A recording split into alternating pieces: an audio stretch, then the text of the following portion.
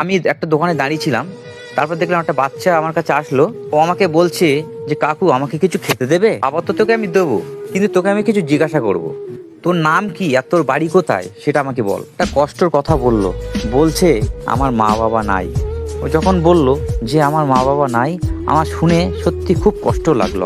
আমাকে বলল যে আমাকে কে পড়াবে, আমার তো কেউ নেই যে আমাকে স্কুলে পড়াবে। আমি ওকে বললাম তুই স্কুলে পড়বি?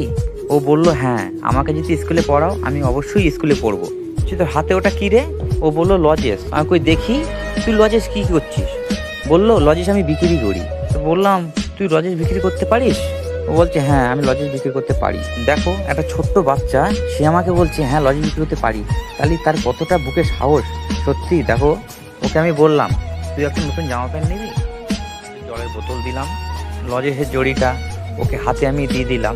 দেওয়ার পরে ও আমাকে দেখলাম আমাকে লজেসের যে একটা প্যাকেট থেকে ছোট্ট, ও আমাকে একটা প্যাকেট আমাকে দিচ্ছে যে কাকু এটা তুমি খাবে। তো আমি সেটা নিলাম। বললাম তুই এখন কোথায় যাবি? ও আমাকে বললো আমি এখন এদিকে যাব। ওর কাছ থেকে আমি টোটাল ঠিকানা নিয়েছি, ওর বাড়িতে যাব, গিয়ে ও দাদুর সঙ্গে কথা বলে এর আমি একটা স্কুলের ব্যবস্থা করব যাতে ও পড়তে পারে।